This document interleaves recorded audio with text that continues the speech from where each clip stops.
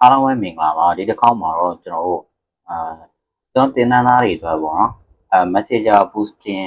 ကိုရဲ့ဘိုင်ကိုအသေးသေးပြပြပေးတော့မှာဖြစ်ပါတယ် message AD ပေါ့နော် Messenger AD အတွက်ဒီတန်းဘယ်လိုမျိုး run ရမလဲဆိုတဲ့အကြောင်းအရာလေးဖြစ်ပါတယ်တော်တော်များများကတော့ဒီ Messenger AD ကိုဘယ်တင်နန်းမှတင်ထားတာမျိုးတော့မရှိဘူးပေါ့နော်ဒါပေမဲ့ကျွန်တော်ကတော့ဆရာသားမချင်အကုန်တင်ပေးမယ်ပေါ့နော်ကျွန်တော်သိခဲ့အထိတ်မှန်တွေများကတော့အကုန်တင်ပေးမှာဖြစ်ပါတယ်အခုကျွန်တော်တင်နန်းနဲ့ပတ်သက်ပြီးတော့ပြန်ပြီးတော့တခြားတင်နန်းသားတွေပြန်ပြီး sharing လုပ်ပေးတာပြန်ပြီးတော့တင်နန်းလာမိတာမျိုးဆိုရင်ညွှန်ပေးတာမျိုးတွေအားလုံးလုပ်ပေးကြတာဖြစ်တဲ့အတွက်ကျေးဇူးထူးတင်ပါတယ်ကျွန်တော်ဒီဒီညွှန်ပေးရလူတွေတင်နန်းသားတွေရေပေါ့နော်ကျွန်တော်ညွှန်ပေးရကြုံနိုင်အောင်လေကျွန်တော်ဘက်ကနေပြီးမှတင်နန်းသင်ခန်းစာတွေနဲ့ပတ်သက်ပြီးတော့ကျွန်တော် update တွေအမြဲတမ်းတင်ပေးပါတယ်ခုနောက်ပိုင်းဆိုရင်ကျွန်တော်ဘယ်လိုမှရှောက်တဲ့ဘိုင်းတွေပါကျွန်တော်တင်ပေးတယ်ပေါ့နော်အရင်တော့က location ချိန်တဲ့ဘိုင်းတွေဘယ်လိုမှရှောက်တဲ့ဘိုင်းတွေပါကျွန်တော်တင်ပေးပါတယ်ဆက်လက်ပြီးတော့လည်းကျွန်တော်တင်ပေးမယ်ပေါ့နော်boosting တင်တန်းဆိုပြီးတော့ကျွန်တော်ခေါင်းစဉ်တက်ထားပေးမယ်ကျွန်တော်တခြားအသိသင်ခန်းစာတွေပါကျွန်တော်တင်ပေးမှာဖြစ်ပါတယ်ဆိုတော့ကျွန်တော်ဒီဗီဒီယိုမှာလည်းကျွန်တော် matter ဟောပါပေါ့နော် messenger တီးတန့် run နဲ့ messenger AD ကိုကျွန်တော်ပြောပြပေးမှာဖြစ်ပါတယ် messenger AD ကဘယ်လိုလဲဆိုတော့ကျွန်တော်ဒီ Facebook application မှာကြော်ညာတာမဟုတ်ပဲနဲ့ messenger AD မှာပဲတီးတန့်ကြော်ညာမှာဖြစ်ပါတယ်ကိုယ့်ရဲ့ Facebook account တွေမှာ messenger မှာကျွန်တော်ဒီကြော်ညာရေးတက်တယ်လို့မျိုးပဲဒီပုံမှန်ဆိုရင်တော့ကျွန်တော် message campaign ပေါ့နော် message campaign run နဲ့ AD တွေကရိုးရိုးကျွန်တော်ဒီ campaign AD manager ကနေပဲ run ကျွန်တော် pay ရဲဝင်ပြီးတော့ပူးပို့နှိပ်ပြီးတော့ message campaign အယောင် campaign run တာပဲဖြစ်ဖြစ်တော်တော်များများကဘယ်လိုပြောမလဲဗျာကျွန်တော်ဒီ Facebook application မှာလည်းပြပေးရဲ placement ပေါ့နော် placement က Facebook application မှာလည်းပြပေးတယ် Messenger မှာလည်းပြပေးတယ်ဒါမျိုးပေါ့နော်အခုကကျွန်တော်ဒီ Messenger တစ်မျိုးတည်းကိုပဲ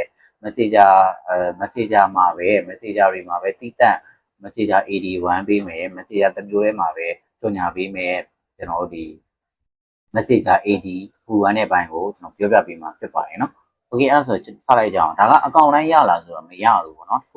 ကျွန်တော်ဘာကြောင့်လုပ်ပေးမှာလဲဆိုတော့ကျွန်တော် blue match ချိန်ထားတဲ့အကောင့်မှာတော့ Messenger AD 1လို့ရနေတာမျိုးတွေတွေ့ရတယ်အဲ့ဒါကြောင့်ကျွန်တော်လုပ်ပေးမှာပေါ့နော် Messenger AD 1ဖို့အတွက် Messenger မှာတွားပြီးတော့ကျွန်တော်တွားပြီးတော့ရှာကြည့်ရပြန်လုံးဝမပေါ်ဘူးပေါ့နော် desktop site PC version ကနေလည်းကျွန်တော်ကြည့်ရ Messenger ကနေလုံးဝ AD 1လို့မရအောင် Messenger တီးတန့် AD ကြော်ညာလို့မရအောင်ပေါ့နော်ဒါပေမဲ့ကျွန်တော် blue match အကောင့်မှာတော့ကျွန်တော်ကြော်ညာလို့ရနေတယ်ပေါ့နော်အဲ့ဒါဆိုတော့ဒီ Messenger AD တွေက blue match မှာပဲရတာလားဆိုတော့ကျွန်တော်လည်းအတိအကျမသိဘူးဒါပေမဲ့ Messenger AD ပေါ်ရဲ့ account တွေဆိုရင်တော့ data ပေါ့ Messenger မှာပဲMessenger တီးတန့်ကိုပဲကြော်ညာ run လို့ရနေတာမျိုးတွေလုပ်လို့ရမှာဖြစ်ပါတယ် account တိုင်းတော့မရဘူးဆိုတော့လူချင်းမင်းတို့အနေနဲ့ကိုယ့်ရဲ့ account က Messenger AD 1လို့ရမရကတော့ကိုယ်တိုင်စစ်ပေါ့နော်စစ်ပြီးတော့ရပြီဆိုရင် Messenger မှာပဲတီးတန့် live ပြီးတော့ကြော်ညာလို့ရမှာဖြစ်ပါတယ်ဒါက account ဘက်ကိုကျွန်တော်ဒီ professional ဖွင့်ပြီးတော့ professional dashboard ဖွင့်ထားပြီးတော့ account ကနေပြေးပုံနဲ့ပြောင်းထားတဲ့ account တွေအတွက်ကျွန်တော် Messenger AD 1ကိုပြပြပေးမှာဖြစ်ပါတယ်ဆိုတော့ဒီမှာ Messenger ရဲ့ကိုအောင်ဆို account ဆိုတဲ့ကျွန်တော်ရဲ့ account မှာတော့ Messenger AD 1လို့အဆင်မပြေတာဖြစ်တဲ့အတွက်ကျွန်တော်ဒီ blue match account ရဲ့အောင်ဆို account ရဲ့ Messenger AD နဲ့ကျွန်တော်ဝမ်းပြပြီးပေါ့နော်အဲဆိုကျွန်တော် Jewel ခွဲထားတဲ့ကျွန်တော်ဒီ account တွေကိုကျွန်တော်ဝင်ကြည့်လိုက်တဲ့အခါမှာဒီမှာကျွန်တော်ဒီ Messenger AD ကိုဝမ်းလို့ရနေတာတွေတွေ့ရတယ်အဲဒါကြောင့်ကျွန်တော်အနေနဲ့အတိတ်သင်ခန်းစာတစ်ခုအနေနဲ့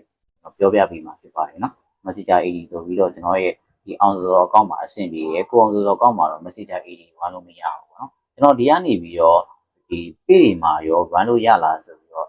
့ဒီကျွန်တော်ရဲ့ဒီ account ရဲ့ကျွန်တော်ကိုယ်ပိုင် page မှာတွားပြီးတော့စစ်လုပ်ပြီးတော့page တွေမှာရော Messenger AD 1လို့ရလားဆိုပြီးကျွန်တော်စစ်ကြည့်တယ်ဒါပေမဲ့လုံးဝမပေါ်ဘူးပေါ့နော်အဲ့ဒါဆိုတော့ page တွေအတွက် Messenger AD 1လို့မရတာမျိုးဖြစ်နေသေးတယ်လို့ပြောလို့ရတယ်။ဒါခိုင်နှုန်းအပြင်ပေါ့နော်ကျွန်တော်အတိအကျတော့မသိဘူးဒါပေမဲ့အခုကျွန်တော် page ပုံစံပြောင်းထားတဲ့ကျွန်တော်ရဲ့ဒီ blue match account မှာတော့ Messenger AD 1လို့ရနေတာဖြစ်တဲ့အတွက်အခုကျွန်တော် run ပြမယ့် Messenger AD က page ပုံစံ professional dashboard ဝင်ထားတဲ့ကျွန်တော်ရဲ့ဒီ account အတွက် Messenger AD 1ပြမှာဖြစ်ပါတယ်။တကယ်လို့လူချင်းမင်းတို့အနေနဲ့ page ကနေပြီးမှ account ပုံစံမျိုးဆွဲနှောင်းနေပြီးတော့ Messenger AD ပေါ်နေတယ်ဆိုရင်တော့ဒါ page အတွက်တည်တဲ့ Messenger AD 1လို့ရတယ်လို့ပြောလို့ရတယ်။အခုကတော့လောလောဆယ်တော့မရသေးတာဖြစ်တဲ့အတွက်လူတိုင်းတော့ရအောင်မှာမဟုတ်ဘူး page တွေဆိုရင်မရလောက်သေးဘူးဗျ page တွေဆိုရင်လည်းမရနိုင်တော့သေးဘူးပေါ့နော်။ဒါပေမဲ့နောက်ပိုင်းမှာဖြည်းဖြည်းချင်းရလာမယ်လို့ကျွန်တော်ထင်တယ်။ account တိုင်းလည်းမရဘူးပေါ့နော်။အခုကျွန်တော် account blue match account မှာပဲရတာဖြစ်ပါတယ်။ဆိုတော့ကျွန်တော် run ပြပေးမယ်။ Messenger AD ဆိုတော့လေးကိုတစ်ချက်နှိပ်ရမှာဖြစ်ပါတယ်။ပြီးတော့ရင်ဒီ account မှာတင်ထားတဲ့ဒီ post တွေကိုကျွန်တော်က Messenger AD Messenger run လို့ရတယ်ပေါ့နော်။ post တိုင်းလည်းမပေါ်ဘူးသူပြချင်တဲ့ post မှာပြတယ်ဗျ။အဲ့လိုမျိုးလဲပေါ့နော်။အဲ့ဆို function တွေလည်းလုံးဝစုံသေးတာမဟုတ်ဘူး သူပြပေးတဲ့ပို့ကနေပြီးတော့ပဲကျွန်တော် run ပေးမှာပေါ့နော်ခုလို့သူပြောတဲ့ပုံစံရဆိုရင်ဒီ account ကကျွန်တော် Messenger AD အတွက်လုံးဝငွေမသုံးရသေးဘူးပေါ့နော်လုံးဝ AD တဲ့AD1 ထားခြင်းလည်းမရှိဘူးလွန်ခဲ့တဲ့ရက်60ပေါ့နော်ပြီးခဲ့တဲ့2လမှာကျွန်တော် Messenger AD ဒီ account မှာ run ထားတာဘာမှမရှိသေးဘူးလို့ပြောတာပေါ့အဲ့ဒါဆိုတော့ကျွန်တော်ကအခုမှစပြီးတော့ run မှာဖြစ်တဲ့အတွက်လုံးဝဘာမှမလုပ်ရသေးဘူးပေါ့နော်စ run တော့မယ်ဆိုရင် create AD ဆိုတာ create AD ဆိုတာလေးကိုနှိပ်လို့ရတယ်ဒါမှမဟုတ်ရင်လည်းအပေါ်ဆုံးက create ဆိုတာလေးနဲ့နှိပ်လို့ရပါတယ်နော်ဆိုတော့ကျွန်တော် create AD ကိုပဲနှိပ်လိုက်မယ်ပြီးတော့ရင်ဒါမျိုးလေးပြမယ်နော်ဒါဆိုရင်ကျွန်တော်ဒီကျွန်တော်အောင်စော Bloomberg account မှာဒီ run လို့ရတဲ့ပို့တွေကိုဒါမျိုးတင်ပေးထားတယ်ပေါ့နော်ဒါမျိုးလေးတင်ပေးထားတာဖြစ်ပါတယ်ဒါကတော့ကိုယ့် account ကနေပြီးမှတခြားသူတွေကိုတက်တွဲထားတယ်ဆိုရင်လည်းအဲ့ဒီပို့က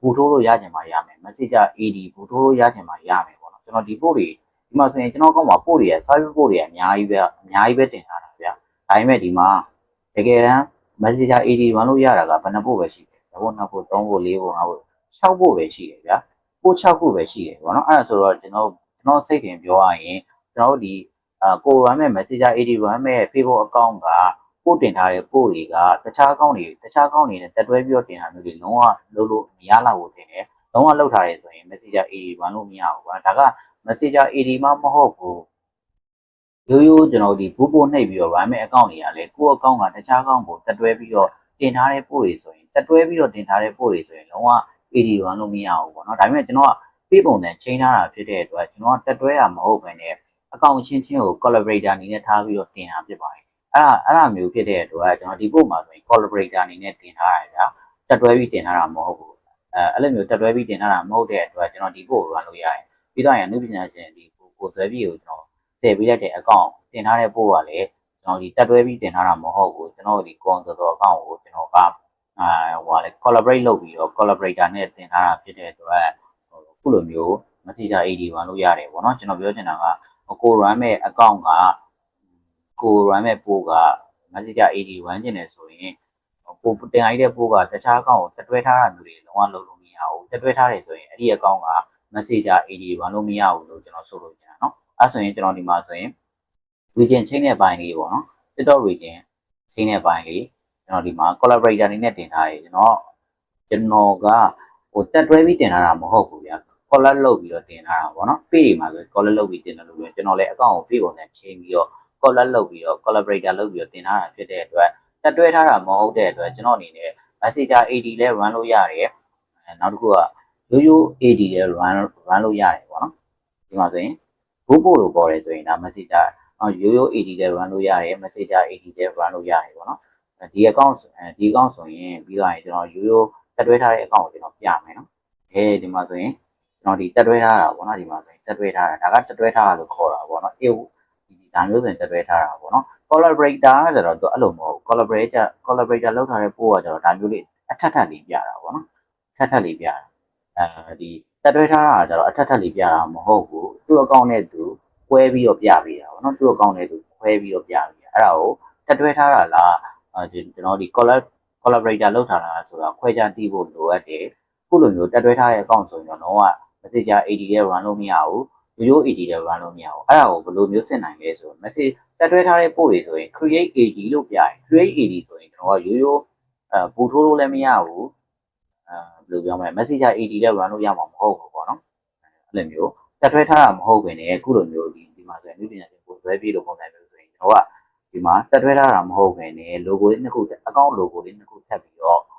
collect လုပ်ထားတာဖြစ်တဲ့အတွက်ဘူးပို့လို့ပေါ်တယ်ပေါ့နော်ဒါမျိုးဆိုရင်ရိုး AD ဘူးပို့ကနှိပ်ပြီးတော့လည်း run လို့ရတယ် Messenger ကနေပြီးတော့ Messenger AD ပေါ်တယ်ဆိုရင်လည်း AACC run လို့ရတာဖြစ်ပါတယ်အဲ့ဆိုကျွန်တော်ဒီပို့ပဲเนาะအဲ့ဆိုဒီပို့ကိုကျွန်တော်ခုနကအမှုပညာရှင်အခုကကျတော့ကျွန်တော်ဒီ region chain နဲ့ပိုင်းအဲ့ဆိုကျွန်တော် region chain နဲ့ပို့ကို Messenger AD အနေနဲ့ run ပြပေးမှာဖြစ်ပါတယ် sorry ပါ Messenger AD အနေနဲ့ run ပြပေးမှာဖြစ်တဲ့အတွက်ကျွန်တော် name တစ်ချက်နှိပ်လိုက်မယ်เนาะ okay ဒါဆိုရင်ကျွန်တော် Messenger မှာဘယ်လိုမျိုးကြော်ညာပေးလဲဆိုဒီလိုမျိုး sponsor ဆိုပြီးဒါမျိုးလေးပြပေးမယ်ပေါ့နော်ဒါမျိုးလေးပြပေးမယ် collect လုပ်ထားရဲကျွန်တော်ဒီ sponsor နာမည်တော့ပျောက်သွားတယ်ပေါ့နော်ဒါပေမဲ့တကယ်ကြော်ညာတဲ့ခါကျရင်အဲ့ဒီ sponsor ရောဒီအောင်ဆိုရော collaborator ပုံစံမျိုးနဲ့တော်တော်များများကြော်ညာပြီးကြော်ညာပုံစံလေးပြပေးတယ်ပေါ့နော်အဲ့ဒါဆိုတော့အဓိကကတော့ကိုကြော်ညာမဲ့ကို AD run မဲ့ပို့ကတခြားအကောင့်ကိုတက်ထွေးထားတာမျိုးလုံးဝလုပ်လို့မရဘူး collaborator လုပ်ထားလို့ရတယ်เนาะအဲ့ဒါလေးသိထားဖို့လိုအပ်ပါတယ် okay messenger မှာဒီလိုမျိုး messenger တွေမှာပဲတည်တံ့ထားမျိုးလေးကြော်ညာလို့ရပါတယ်ပြီးသွားပြီဆိုရင်ကျန်တာတွေကတော်တော်များများတူတယ်ပြီးသွားပြီဆိုရင်ကျွန်တော်ဘာလုပ်လို့ရလဲဆိုတော့ဒီမှာ messenger မှာကျွန်တော်ဒီauto reply နေပြီးသွားရင်ကျွန်တော်ဒီမှာ auto reply မဟုတ်ဘဲနဲ့ဒီစာမေးစာပြေပုံစံစာမေးစာပြေအောင်ဖြစ်နေကျွန်တော်ဒီquestion and answer ပုံစံမျိုးလေးထည့်လို့ရတယ်ပေါ့နော်ဒီနားလေးမှာကျွန်တော်တင်တဲ့ပုံနဲ့ပတ်သက်ပြီးတော့ဒီမှာ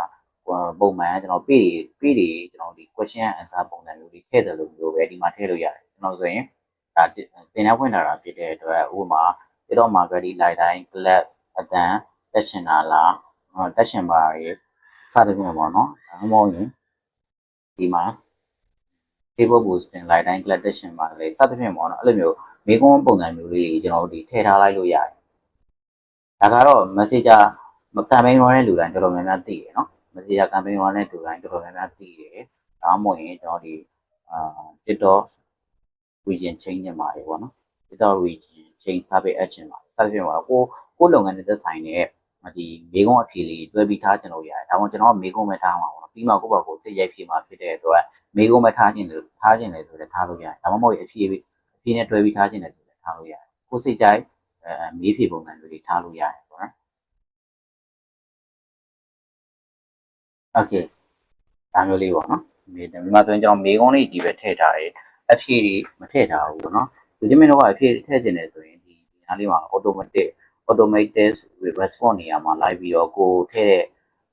မေကုန်း online အဖြေပါတွဲပြီးတော့ပေါ်ပြလို့ရတယ်ကျွန်တော်အဖြေကိုပေါ်ပြတော့ဘူးပေါ့နော်မေကုန်းတွေဒီမှာ9ခုတွေတောင်9ခုအထိတောင်ထားလို့ရတယ်ပေါ့နော်အဲ့ဆို automation response ကိုအဖြေအမေးဖြေနေနဲ့9ခုတွေထားလို့ရတယ်ပြီးတော့ရင်သူကဘာထားလို့ရလဲဆိုတော့ဒီမှာ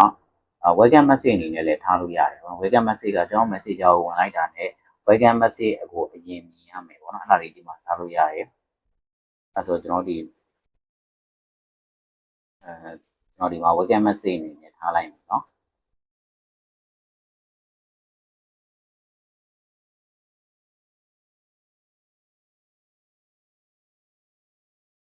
ဒါမျိုးလေးပေါ့နော်ဒါဆိုရင်ကျွန်တော်ဒီ welcome message နဲ့လည်းထားတယ်ပြီးတော့ရင် question and answer ပုံစံမျိုးနဲ့ automation response လည်းကျွန်တော်ထားလိုက်တယ်ပေါ့ okay ထားပြီးတော့ပြီဆိုရင်ကျွန်တော် save လေးတစ်ချက်နေရမှာပေါ့ဒီမှာကျွန်တော် save နေလို့မရဘူးဘာကြောင့်လဲမသိဘူးအဲ့ဆိုကျွန်တော်အနေနဲ့စောင်းအောင်လေးတော့တစ်ချက်ရေးပေးလိုက်မယ်ဒီမှာ save ready for next time ဆိုဒီမှာဒါလေးပြဒီမှာဆိုရင်ကျွန်တော်တို့ဒီမှာ name နေရာမှာ save ready for next time နောက်တစ်ချိန်ဆိုတော့ကျွန်တော် save လုပ်ဖို့အတွက်သူကနာမည်လေးရေးခိုင်းနေပေါ့နော်အဲ့ဆိုကျွန်တော်နာမည်ပဲကျွန်တော်ရေးပေးလိုက်မယ် okay ဒါမျိုးလေးနာမည်လေးရေးပေးမှသူက save ဆိုတာလေးပေါ်တယ်ပေါ့နော်အဲ့ဆိုနာမည်ရေးပေးလို့လည်းရတယ်နာမည်မဟုတ်ဘဲနဲ့တခြားကိုယ်လုပ်ငန်းနဲ့သက်ဆိုင်တဲ့ခေါင်းစဉ်လေးထည့်ခြင်းနဲ့ထည့်လို့ရတယ် okay ဒါမျိုးလေး save ပေါ်လာပြီဆိုရင် save နေလိုက်မယ်ပေါ့နော် save နေလိုက်ရင်ဘယ်လိုလေးပြမလဲသူပြောင်းသွားလိုက်တာ okay ဒါဆိုရင်ကျွန်တော် welcome message က Facebook နဲ့ TikTok platform တွေအတွက် service လိုအပ်တာပဲဖြစ်ဖြစ်သင်တန်းတက်လိုတာပဲဖြစ်ဆက်သွယ်နိုင်ပါတယ်ဒါမျိုးလေးပြပြီးတော့ရင်ကျွန်တော်တို့ဒီ messenger လေးကိုဝင်လိုက်တာနဲ့မေးချင်တဲ့လူတွေအတွက်ကျွန်တော်ဒီလိုမျိုး automatic မေးခွန်းလေးတွေဒီသိကျင်တာလေးဒါမျိုးလေးထည့်ပေးလိုက်ပေါ့နော်ဒါက messenger preview ပေါ့ messenger ကိုကျွန်တော်ကြော်ညာတဲ့အခါမှာ client တွေကျွန်တော် messenger ကိုစပြီးဝင်လိုက်တာနဲ့ဒါမျိုးလေးတွေ့မယ်ပေါ့နော်ဒီကနေပြီးမှကျွန်တော်စင်ချင်းဒီမေးပြီးတော့ client ရှာလို့ရမှာဖြစ်ပါတယ် okay ဒါလေးကကျွန်တော် messenger ကို messenger တွေမှာပဲတည်တံ့ကြော်ညာတဲ့ messenger AD ကိုအသေးစိတ်ပြောပြပေးနေတာဖြစ်ပါတယ်နော် okay အဲ့ဆိုကျွန်တော်ဒီ messenger မှာကျွန်တော်စိတ်ကြိုက်ပြင်သွားပြီး messenger template တွေပြင်ပြီးသွားပြီဆိုရင်ပုံမှန်တိုင်းရိုးပူထိုးတဲ့အပိုင်းပဲကျွန်တော်ဘာလုပ်လို့ရလဲဆိုတော့ orient target ချိန်လို့ရပါတယ် orient target ကိုသူကဘယ်လိုမျိုးလေးပြလဲဆိုတော့ shoot orient ကိုလမ်းဖို့ပြတယ်ပေါ့နော်အဲ့ဆိုကျွန်တော်ကအရင်တော့ကကျွန်တော်ဒီ AD မှာကျွန်တော် orient target orient ထားပြီးသားရှိရဆိုရင်ဒီကနေပြီးမှပို့ထားတဲ့ orient ကိုအရင်သင်သုံးလို့ရတယ်အဲ့လိုမှမဟုတ်ဘူးကျွန်တော်ဒီ orient တစ်ခုဖန်တီးပြီးတော့သုံးကျင်တယ်ဆိုရင်လည်းသုံးလို့ရမှာဖြစ်ပါတယ် okay ကျွန်တော်တော့ဘယ်လိုပြောမလဲသုံးထားပြီးသား orient အသစ် orient ရှိပြီးသားဖြစ်တဲ့အတွက်ကျွန်တော် change ဆိုတာတွေနှိပ်ပြီးတော့ကျွန်တော်အရင်တော့သုံးထားခဲ့ဖို့ orient နဲ့သွားမယ်ပေါ့နော်ဒီမှာဆိုရင်ကျွန်တော်ရဲ့တင်တဲ့သုံးဖို့ academy နဲ့ပတ်သက်ပြီးတော့ promote လုပ်တာနဲ့ပတ်သက်ပြီးတော့ကျွန်တော် orient အသစ်တစ်ခုတိစောက်ခဲ့ပြီးတော့ run ခဲ့ပြီးပေါ့နော်အဲ့ဒီ orient ကိုပဲကျွန်တော်ပြန်သုံးမယ်လူချင်းမင်းတော့အခုမှစပြီးတော့ run မှာဆိုရင်တော့ create new orient နှိပ်ပြီးတော့ orient target ပြန်ချိန်ပေါ့နော်ဒီမှာ create new orient နှိပ်လိုက်မယ်ဆိုရင်ဒီမှာဘာတွေလုပ်လို့ရွေးလို့ရလဲဆိုတော့ orient အနေနဲ့ပဲပြီးလို့ရတယ် အသက်အရွယ်တွေရေးလို့ရတယ် location တွေထားလို့ရတယ်ပြီးတော့ရင် instruct audience target အတွက် instruct ဘိုင်းတွေရေးလို့ရတယ် channel တွေရေးလို့ရတယ်ပေါ့နော်ဒါကတော့ထုံးစံတိုင်းပဲပုံမှန်တိုင်းပဲကျွန်တော်ဒီ audience target ကိုဒီ day ကိုစိတ်ကြိုက်ချိန်လို့ရတယ်ပေါ့နော်ကျွန်တော်တို့ချိန်ထားပြီးသားဖြစ်တဲ့အတွက်ဗီဒီယိုလည်းရှည်သွားမှာကြောက်လို့ပေါ့နော်ကျွန်တော်ရှိပြီးသား audience တစ်ခုကိုပဲကျွန်တော်ရွေးပေးလိုက်မယ်ဒါဆိုရင်ဒီမှာကျွန်တော်ဒီ Togo Academy promote ဆိုတဲ့ခေါင်းစဉ်နဲ့ကျွန်တော် audience ချိန်ထားပြီးသားရှိတယ်ပြီးတော့ရင်ဒီမှာနာမည်တွေ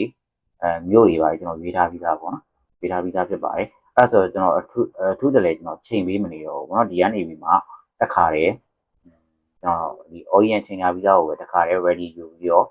ဆန်းပြပေးမှာဖြစ်ပါတယ် okay ဒီလိုမျိုး audience ရွေးထားပြီးပြီဆိုရင်ကျွန်တော်ဒီထုံးစံတိုင်းအောက်မှာကျွန်တော်ဘာလုပ်ရမလဲဆိုတော့အောက်မှာကျွန်တော်ဒီ budget တွေရွေးလို့ရပြီဒီမှာ daily နဲ့ lifetime ဆိုပြီးတော့နှစ်မျိုးပါလိမ့်မယ်ပေါ့နော် daily ဒီမှာဆိုရင်တော့သူပြတာ daily ပေါ့နော်ဒါလည်းကျွန်တော်ပြောချင်တယ်ခုနောက်ပိုင်းဒီ page တချို့ page တွေကနေပြီးမှဘူးတစ်ချက်နှိပ်ပြီးတော့ run မယ်ဆိုရင်တချို့က daily ပဲပါပြီး lifetime မပေါ်တာမျိုးရှိတယ်တချို့ကျတော့ daily နဲ့ lifetime ကိုနှစ်မျိုးခွဲပြီးတော့ပြတယ်ဒီမှာဆိုရင် duration နဲ့ budget and duration ဆိုတဲ့နေရာမှာ daily lifetime ဒီလိုမပေါ်ဘူးဆိုရင်တချို့ video run တဲ့ post တွေကကျွန်တော်ဒီ video Facebook ကနေပြီးမှ page ကိုတိုက်ရိုက်ဝင်ပြီး run တာတွေက daily lifetime မပေါ်ဘူးဆိုရင် PDF manager meta area version ကနေပြီးမှသွားပြီးတော့ daily lifetime ပြောင်းပြီးတော့ run လို့ရတယ်ပေါ့နော်ဒီမှာကတော့ဘယ်လိုပေါ်လဲဆိုတော့အပေါ်ဆုံးက run this 80 MDU per age ဆိုတာကကျွန်တော်ဒီကိုစိတ်ကြိုက်ပြောမယ်ဗျာကိုစိတ်ကြိုက် duration run နေတယ်ဆိုရင် duration ထားခြင်းတယ်ဆိုရင်ဒါမျိုးထားလို့ရတယ်အဲ့လိုမှမဟုတ်ဘူး duration တီးတဲ့ရက်သက်မှတ်ပြီး run နေတာမျိုးဆိုရင်ကြားလို့ရတယ်ပေါ့နော်အဲလိုပေါ့ဒါဆိုရင်ကျွန်တော်ဒီ chat set duration ဆိုတာကဘာကိုပြောချင်တာလဲဆိုကျွန်တော်ဒီဘယ်လိုပြောချင်တာလဲဆိုတော့၄ရက်မှာတစ်ရက်ကို$3နဲ့ run တာမျိုးပေါ့နော်အဲ့လိုမျိုးပေါ့ဒါကကြတော့အပေါ်ဆုံးဟာကကြတော့ကျွန်တော်ဒီအပေါ်ဆုံးဟာကိုကျွန်တော်ဒီမှာချိန်လိုက်မယ်ဆိုရင်ဒီဒီကို$6ထားလိုက်မယ်$6ထားပြီးသွားရင်ဒီမှာ24ပေါ့နော်$6ထားပြီးတော့ run မယ်ဆိုရင်သူက duration အတိအကျရက်တိကျနဲ့ run မှာလားရက်တိကျနဲ့ဆိုရင်ကျွန်တော် daily $1ကျွန်တော် testing နေနဲ့စမ်းပြပေးမယ်เนาะဒီမှာဆိုရင်2ရက်ပေါ့2ရက်ထားပြီးတော့ duration daily $1ဆိုရင်ဒါ1ရက်$နှုန်းနဲ့ run တယ်လို့ပြောလို့ရတယ်အဲ့လိုမှမဟုတ်ဘူးဒီမှာကျွန်တော်ဒီမှာ9ရက် run မယ်ထားပါတော့ဗျာ9ရက် run မယ်ဆိုရင်ကျွန်တော် daily ကို$သုံးမယ်ဆိုရင်တူတွေကဒီမှာ$ပေါ့နော်တူတွေကဒီမှာ$ပေါ့အဲ့လိုမဟုတ်ဘူးကျွန်တော်ဒီ daily budget ကို$ထားမယ်ဆိုရင်တစ်ရက်ကို$9ရက်ဆိုရင်တူတဲ့$10ပေါ့နော်အဲ့လိုမျိုးချိန်ရမှာဖြစ်ပါတယ်အပေါ်ဆုံးက run this 80 until you pass ဆိုတာကကျွန်တော်စိတ်ကြိုက်မရမရှင်း run မှာပေါ့နော်သူပြောချင်တာလုံးဝရက်ကန်တမ်းမရှိဘဲနဲ့ run တဲ့အခါမျိုးတွေမှာဒါမျိုးပြတယ်ပေါ့နော်ကျွန်တော်ဒီတစ်ရက်ကို daily $1 $2 $3အဲ့လိုမျိုးကိုစိတ်ကြိုက်တစ်ရက်ကိုငါကွာတစ်ရက်ကို$2 3တစ်ရက်ကို$1နဲ့ပဲ run မှာလား2ရက်ကိုဘယ်$နဲ့ run မလဲကိုစိတ်ကြိုက် run လို့ရတယ်ကိုရက်ချင်တဲ့အချိန်ကြမှာရက်ပေါ့နော်မရက်မချင်းဒီ AD က run နေမှာဖြစ်ပါတယ်ပြောချင်တာရက်အကန့်အသတ်မရှိပေါ့နော် unlimited ပေါ့ဗျာသူပြောချင်တဲ့အဓိပ္ပာယ်ကကျွန်တော်တို့မရက်ခင်အချိန်ကြီးကိုဒီ AD ကိုသူက run ပေးမှာဖြစ်ပါတယ်ဘယ်ရက်မှာကုန်ပါမယ်လို့အတိအကျသူမပြောထားဘူးပေါ့နော်အတိအကျမပြောထားဘူးသူကတရက်ကို daily budget အနေနဲ့မင်းသိကြ$1နဲ့ပဲ run $2နဲ့ပဲ run မင်းရက်ချင်တဲ့ရက်ကြမှာဝင်ပြီးတော့ရက်လိုက်လို့ရတယ်အဲ့ဒါဆို unlimited လို့ပြောလို့ရတယ် unlimited duration ပေါ့ဗျာဒီ set duration ကတော့အတိအကျရက်တိကျထားပြီး run တာအဲ့လိုမှမဟုတ်ဘဲနဲ့ကိုရက်ချင်တဲ့အချိန်ကြမှာရက်မယ်ဆိုတာမျိုးဆိုရင်ဒီအဘောဟာကိုနှိပ်ပေါ့တကယ်လို့ကိုကmessage AD run လိုက်လို့အရန်ဘယ်လိုပြောမလဲ budget တွေကောင်းနေတယ်ဆိုရင်အဲ့လိုမျိုးမရက်ဘဲနဲ့ဘယ်နည်းရက်ဖြစ်ဖြစ် run နေတာမျိုးဆိုရင်တကယ်လို့ကောင်းခဲ့တာမျိုးဘယ်ရက်ဖြစ်ဖြစ် run နေတာမျိုးဆိုရင်အပေါ်ကနေထားပြီးတော့ run ပေါ့အဲ့လိုမှမဟုတ်ဘူးကိုကတည်တံ့ budget ကိုချိန်ပြီး run နေတယ်ဘယ်နည်းရက်ပဲ run မယ်ကျွန်တော်ဒီ day and extension ကိုကျွန်တော်မတိုးတော့ဘဲနဲ့ဒီရက်ဒီလောက်နဲ့ပဲရသလောက် result လေးပဲယူပြီး run နေတယ်အောက်က set duration ကိုထားပြီးတော့ run ပေါ့နော်အဲ့လိုမဟုတ်ဘဲနဲ့ကိုကငါရက်ချင်တဲ့ချိန်မှာရက်မယ် result ကြည့်ပြီးတော့မတိုက်ရင်လည်းရက်မယ်တိုက်တယ်ဆိုရင်လည်းငါစိတ်ကြိုက်ရက်ထားပြီးတော့ငါစိတ်ကြိုက်ရက်မသက်မှတ်ပဲနဲ့ run မယ်ဆိုရင်အပေါ်ဆုံးကဒီ run 80 anti pass ဆိုတာလေးကိုနှိပ်ပြီးတော့ run မှာဖြစ်ပါတယ်ဒီမှာတော့သူက daily နဲ့ပဲပြရတယ်နော် daily နဲ့ပဲပြရတယ် live time မပြအောင် live time မပြအောင်ဖြစ်တဲ့အတွက်ဒီ messenger AD မှာတော့လောလောဆယ် daily budget နဲ့ပဲသုံးလို့ရနေတယ်လို့ပြောလို့ရတယ် budget က daily နဲ့ပဲရတယ်ပြီးတော့ duration ကတော့ခုနကျွန်တော်ရက်အကန့်အသတ်မရှိ unlimited နဲ့တွားလို့ရတယ်လို့ရက်သတ်မှတ်ပြီးတော့လည်းတွားလို့ရတယ်အဲ့ဒါကိုတော့ခွဲပြအောင်တီးဖို့လိုပါတယ်ပေါ့နော်ကျွန်တော်တော့မှဒီနေရာလေးတစ်ခါတလေမျက်စိလဲခြင်းနဲ့ duration ကိုကျွန်တော်ဒီ budget daily နဲ့ live time ခွဲထားတယ်ဆိုပြီးတစ်ခါတလေလဲခြင်းနဲ့ပေါ့နော်အဲ့ဒါဆိုကျွန်တော်ခုမလဲအောင်ထပ်ပြီးတော့ပြောလိုက်တာဖြစ်တယ်ဆိုတော့ budget အနေနဲ့ daily ပဲရတယ် live time မရဘူးrun မယ်ဆိုရင်2မျိုးရှိတယ်ပေါ့နော် duration မှာတော့ရက်ကန်သက်ဟိုတတ်မှတ်ချက်ထားပြီး run လို့ရတယ်လို့တတ်မှတ်ချက်မထားဘဲနဲ့ unlimited ပုံစံမျိုးနဲ့ run ကျင်တယ်ဆိုရင်ဒါအပေါ်ဆုံးဟာထားရမှာဖြစ်ပါတယ်ကျွန်တော်တို့ဒီ testing ဆိုတော့2ရက်လောက်ပဲထားပြီးတော့ run ကြည့်လိုက်မယ်အချိန်ကြီးကောင်းမှပဲကျွန်တော်ဘာသာတည်တံ့ campaign messenger AD နောက်ထပ်တစ်ခုထပ်ပြီး run မယ်လို့ကျွန်တော်စဉ်းစားထားတာဖြစ်တဲ့အတွက်ကျွန်တော်က set duration နဲ့ run ပြပေးမှာပေါ့နော်အဲ့လိုမှမဟုတ်ဘဲနဲ့ကျွန်တော်ကဒီ messenger AD ကိုကျွန်တော်စိတ်ကြိုက်ရက်အကန့်အသတ်မရှိ run မယ်ကိုမကြိုက်မှရက်မယ်ဆိုရင်တော့အပေါ်ဆုံးကဒီ run this AD ကိုရွေးပြီးတော့ run လုပ်ရမှာဖြစ်ပါတယ်ကျွန်တော် testing စမ်းသပ်တာဆိုတော့2ရက်လောက်နဲ့ပဲထားပြီးတော့ run နိုင်မယ်เนาะအဲ့ဒါဆိုရင်တရက်ကိုဒီမှာ daily budget က$နဲ့2ရက် run မှာဖြစ်တဲ့အတွက် total က$ကုန်မယ်ပေါ့နော်အဲ့လိုမှမဟုတ်ဘူးတရက်ကို$သုံးမယ်ဆိုရင်2ရက်ဆိုရင်$4ကုန်မယ်ပေါ့နော်အဲ့လိုလေးတွက်ရမှာဖြစ်ပါတယ်တော့ပုံ20မှားကြမှာဆိုလို့ပေါ့နော်ကျွန်တော်ဒီနေရာမှာနည်းနည်းလေးစကားပြောရှည်သွားရင် sorry ပါအဲ့ဒါလေးသိအောင်ပြပြပေးခြင်းဖြစ်ပါတယ် daily ပဲရအောင်မယ် budget က daily ပဲရအောင်မယ် duration က2မျိုးလာတယ်ပေါ့နော်အဲ့ဒါလေးသိနေဖို့လိုအပ်တယ်ရိုးရိုးပူထိုးတာတွေကခုနောက်ပိုင်း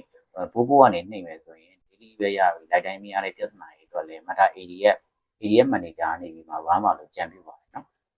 တချို့ကရတယ်တချို့ကမရအောင်နော်အဲ့လိုမျိုးလေးရှိပါတယ် okay အဲ့ဆိုရင်ကျွန်တော်ဒီမှာ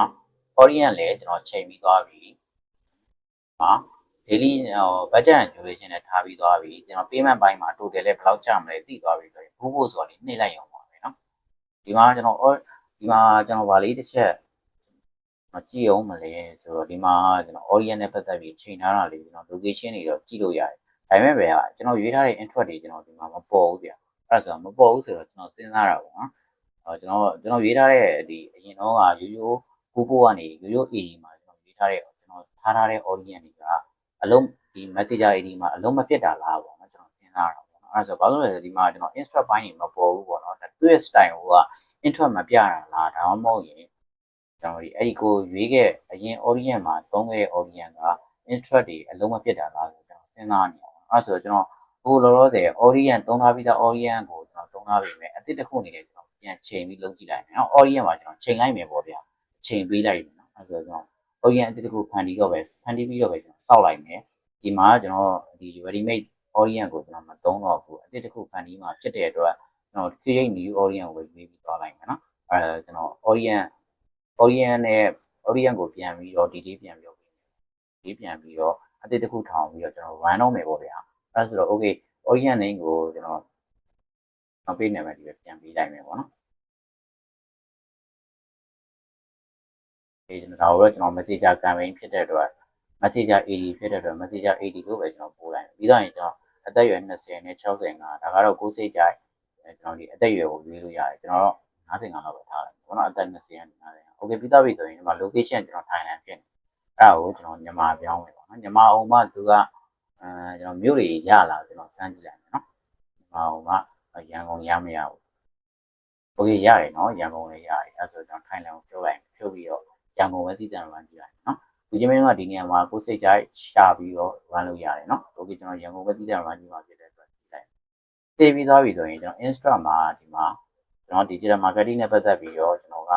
run ထားတာဖြစ်တဲ့အတွက်ဒီမှာ suggest မှာ Facebook ဘက်ကနေ suggest ပြီးတဲ့ထဲမှာကျွန်တော်စိတ်ကြိုက်အရင်တော့သုံးထားပြီးသားနာမည်တွေပဲ Insta နာမည်တွေပဲပြတယ်ပေါ့နော်အဲ့ဒါဆိုကျွန်တော်အဲ့ဒါတွေပဲအလွယ်တကူရွေးလိုက်မယ်နော်အရင်ကြာသွားမှာဆိုလို့ okay ဒါတွေပဲကျွန်တော်ဒီအလွယ်ကူရွေးလိုက်မှာဖြစ်ပါတယ်အများကြီးမရွေးတော့ဘူးကျွန်တော်နည်းနည်းပဲရွေး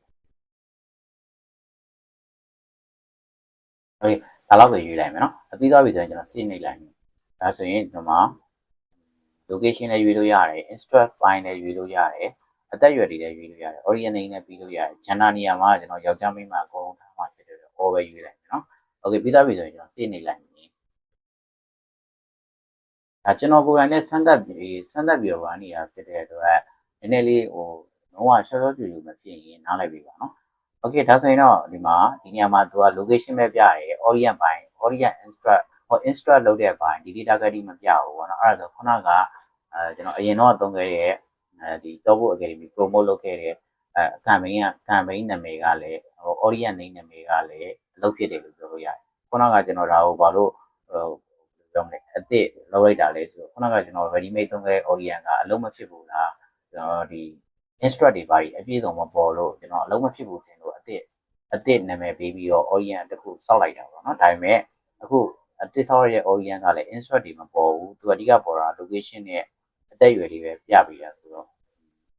ဒီမှာပြပေးတဲ့ space ကလည်းရန်ကျင်းနေရအောင်ပြလိုက်ပါနော်ခုနောက်ပိုင်းကျွန်တော်ဒီမှာတော့ extra ပုံစံမျိုးနဲ့ asset 30ဆိုတော့ဒါအကုန်လုံးပါတယ်လို့ပြောလို့ရတယ်ဆိုတော့အရင်တိစောက်ပြီးသား orient ကိုလည်းသုံးလို့ရတယ်အခုလိုမျိုးအသစ်ထည့်ပြီးတော့လည်းသုံးလို့ရတယ်လို့ပြောလို့ရတယ်เนาะအဲဒါဆိုတော့ orient ကတော့အရင်ကျွန်တော်တို့ဒီသုံးထားခဲ့တဲ့အတိုင်းပဲဘာမှမချနာဘူးအသစ် orient အသစ်စောက်ပြီးတော့ run လုပ်ရတယ်ရှိပြီးသား orient ကိုလည်းအသုံးလုပ်ရတယ်လို့ပြောလို့ရတယ်เนาะ Okay နားလည်မယ်လို့ထင်ပါတယ်ဒီနားရောက်ပြီဆိုတာနဲ့ကျွန်တော်ဒီ budget and duration ကခုနကကျွန်တော်ရှင်းပြပြီးဖြစ်တဲ့အတွက်ထပ်ပြီးတော့မရှင်းပြတော့ဘူး payment method မှာလည်းဒီမှာ visa ကကျွန်တော်ခြေထားပြီးသားဖြစ်တဲ့အတွက်ထပ်ပြီးတော့ဘာမှလုပ်ပြပြန်မလို့တော့ဘူးကျွန်တော်တို့ဒီအဓိက sponsor အနေနဲ့သွားမယ့်ပုံစံမျိုးလေးကလည်း messenger မှာတည်တဲ့ကြော်ညာရဲ့ပုံစံလေးကလည်းဒါမျိုးလေးပဲဖြစ်လိမ့်မယ် sponsor အနေနဲ့ပြရမယ်ပြီးတော့ရင်ဒီမှာ mobile messenger ဆိုတော့ messenger ကိုပဲတည်တဲ့ကြော်ညာမယ်လို့ပြောတာပေါ့နော်ဒီနေရာမှာကျွန်တော်ဒီမှာ placement ဆိုမပေါ်တော့ဘူးရိုးရိုးကျွန်တော် Facebook ကနေရိုးရိုးကြော်ညာတာပဲဖြစ်တယ် Meta ADS ကနေကြော်ညာမယ်ဆိုရင်ဒီ budget and duration အောက်မှာသူက placement ဆိုပြီးတော့ပြလိုက်မယ်ဗျာ placement မှာဟိုမှာ Instagram မှာကြော်ညာမလား Facebook မှာကြော်ညာမလား Messenger မှာကြော်ညာမလားစသဖြင့်ပါ placement ဘောင်းတုံပြလိုက်မယ်ဒီမှာကျတော့ကျွန်တော် Messenger AD ဆိုရဲဒီ AD ရဲ့ခေါင်းစဉ်တိုက်တယ်က Messenger ကိုပဲတည်တဲ့ရွေးပြီးတော့ကြော်ညာတာဖြစ်တဲ့အတွက် placement ကဒီမှာလာပြကြရမလို့တော့ဘူးပေါ့နော်ဘာလို့လဲဆိုတော့ဒါက Messenger AD တည်တဲ့ဖြစ်နေရကြောင်းဖြစ်ပါတယ်နော်နားလည်မယ်လို့ထင်ပါတယ်နားမလည်တဲ့ဆိုရင်ကျွန်တော် Messenger မှာလာမိလို့ရတယ်နော်အဲဒါဆိုတော့ကျွန်တော်ကြာနေမှာဆိုလို့ဒီမှာဆိုရင်အားလုံးပြီးစီးသွားပြီဆိုရင်ကျွန်တော်ပို့ဆိုတာလေးနှိပ်လိုက်ရင်ဝယ်သိမ်းပါမယ်နော်အဲဒါဆိုပို့ဆိုတာလေးကိုနှိပ်လိုက်ပါမယ်ဟုတ်ကဲ့ဒါဆိုရင်တော့ဒီမှာဖုန်းနံပါတ်ပဲကျွန်တော်ဒီ configuration UI88 B creator ဆိုတော့ AD တခု campaign တခု messenger AD တခုဒီစောက်လိုက်ပြီးဖြစ်ပါတယ်ပြီးတော့ရင် view AD ဆိုတော့တစ်ချက်နှိပ်မယ်နှိပ်ပြီးသွားပြီဆိုရင် okay ဒီမှာ interview ဆိုပြီးတော့ဒါမျိုးလေးပြရတယ်ပေါ့နော် messenger ထဲမှာပဲပြပေးတာဖြစ်ပါတယ်လုံးဝမိုက်တယ်နော်လုံးဝမိုက်တယ်မစိုးလို့ပြောလို့ရတယ်နောက်ပိုင်း fashion တွေပို့送လာမယ်လို့ထင်တယ်အကောင့်တိုင်းကြီးပါလောက်ရလာမယ်လို့ထင်တယ်ပေါ့နော်နောက်ပိုင်း page တွေပါ page messenger တွေပါရာကောင်းရလာနိုင်ပါတယ်နော်ခုလောလောဆယ်တော့ page ပုံစံပြောင်းထားတဲ့ professional mode on ပြီးတော့ page ပုံစံပြောင်းထားတဲ့ Facebook account ရဲ့ messenger AD နဲ့ run ပြပေးတာဖြစ်ပါတယ်တေခွဲအောင်တစ်ခါလေးပြောပေးတာဖြစ်ပါတယ်နော်ခုလောလောဆယ်ကျွန်တော်မှာတော့ messenger အကောင့်ပုံစံ messenger မှာပဲအသုံးပြုလို့ရသေးတယ် page messenger မှာ run လို့ရနေတာမျိုးတော့မရှိသေးဘူးကျန်တဲ့လူတွေဆိုရင်တော့ကိုယ့်ဘာကိုရှာကြည့်ပေါ့နော်အကောင့်လိုင်းတော့မရသေးပါဘူးနော်โอเคအဲ့တော့ဒီမှာ interview လို့ပြရဲပြီးတော့ရင် active ပြလိုက်မယ် interview ကနေပြီးမှ Facebook messenger ဘက်ကနေပြီးမှသူစစ်ဆေးပြီးတာနဲ့အကုန်လုံးအဆင်ပြေတယ်ဆိုရင်ဒီမှာ interview ကနေ active ဖြစ်မှာဖြစ်ပါတယ်နော်ဒီမှာတစ်ချက်နှိပ်ကြည့်လိုက်ဒါမျိုးလေး interview ဆိုပြီးတော့ detail ပြတယ်ဒီမှာရနေပြီမှာကျွန်တော် Monday ဆိုတာလေးနှိပ်လိုက်လို့ရတယ်နော်အဲ့ဒါလေးတစ်ချက်ကြည့်လိုက်โอเคဒီမှာ Monday ဆိုတာလေးကိုနှိပ်လိုက်ရင်လေသူက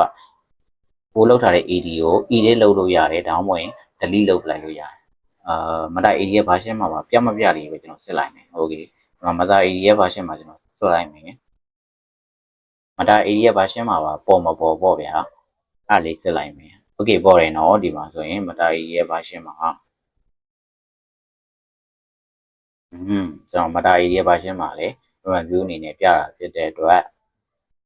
ပေါ်တယ်လို့ပြောလို့ရတယ်ပေါ့နော်အဲ့ဒါဆိုတော့မတာ AD ရဲ့မှာပုံမှန်တိုင်း73နဲ့နှိပ်ပြီးတော့ edit လုပ်လို့ရတယ် messenger ကလည်း edit လုပ်လို့ရပါတယ် interview ကနေပြီးမှအဆင်ပြေတယ်ဆိုရင် active ပြပါလိမ့်မယ်ဒါဆိုရင်ကျွန်တော်ဒီနေ့ပြောရှင်းပြထားတဲ့campaign ကိုနားလည်မယ်လို့ထင်ပါတယ် messenger AD နဲ့ပတ်သက်ပြီးတော့နားမလည်တဲ့အကြောင်းအရာရှိရဆိုရင်လာမေးလို့ရပါတယ်ကျွန်တော် active ဖြစ်တဲ့အထိတော့မစောင့်တော့ဘူးပေါ့နော်အခုလိုမျိုး messenger AD campaign တခုဘယ်လိုမျိုး run လုပ်ရမလဲအဲ့ဒါကိုအသေးသေးရှင်းပြပေးခဲ့တာဖြစ်ပါတယ် orient target တိစောက်တဲ့နည်းပါကျွန်တော်တစ်ခါလေးပြပြပေးခဲ့တာပေါ့နော်အားလုံးပဲသင်ပေးကြပါစေ